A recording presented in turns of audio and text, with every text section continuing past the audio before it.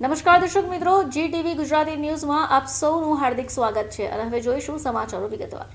સુરતના મોટા વરાછા વિસ્તારમાં વ્યાજખોરોની પઠાણી ઉઘરાણી। અસહ્ય માનસિક ત્રાસથી કંટાળી જઈ મોટા વરાછાના હીરા વેપારીએ ઝેરી દવા પીને જીવન ટૂંકાવ્યું છે। બ્લુ બેલ રેસિડેન્સીમાં રહેતા અને મિની બજારમાં હીરાનો વ્યવસાય કરતા મિતેશભાઈ મિયાણીના ભાઈ સંદીપભાઈએ 11 માર્ચના રોજ ગોપીનગામ સર્કલ પાસે ઝેરી દવા ગટકાટ આવી ગંભીર હાલતમાં તેમને હોસ્પિટલ ખસેડાયા, જ્યાં તેમનું મોત થયું છે।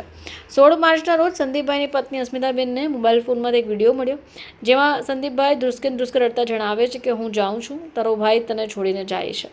મમ્મી પપ્પાને છેલ્લા સીતારામ। અસ્મિતા, આઈ લવ યુ। છોકરાઓને સંભાળજે। હીરુ, દક્ષુ અને દીશુને હું બહુ યાદ કરું।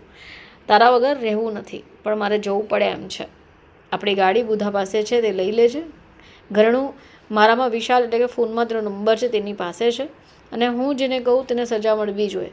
એક તુષાર હસ્તક ડેનિશ સુરતી, બીજો રંધાળો ગામનો સહદેવ કે જેને વિરુદ્ધ હસ્તક છે, અને ત્રીજો તુષાર હસ્તક સંજય ઉર્ફે વિજય ભરવાડ છે। આ બધાએ મને બહુ હેરાન કર્યો।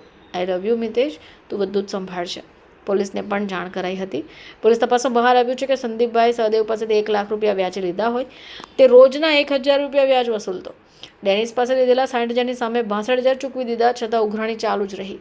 મિતેશભાઈ મિયાણીની ફરિયાદના આધારે ઉત્તરાયણ પોલીસે સહદેવ ધીરુભાઈ ઢીલા, ડેનિશ ઉર્ફે જાડિયો, રમેશ સુરતી, સંજય ઉર્ફે વિજય ભરવાડ વિરુદ્ધ આત્મહત્યાનો ગુનો નોંધ્યો છે।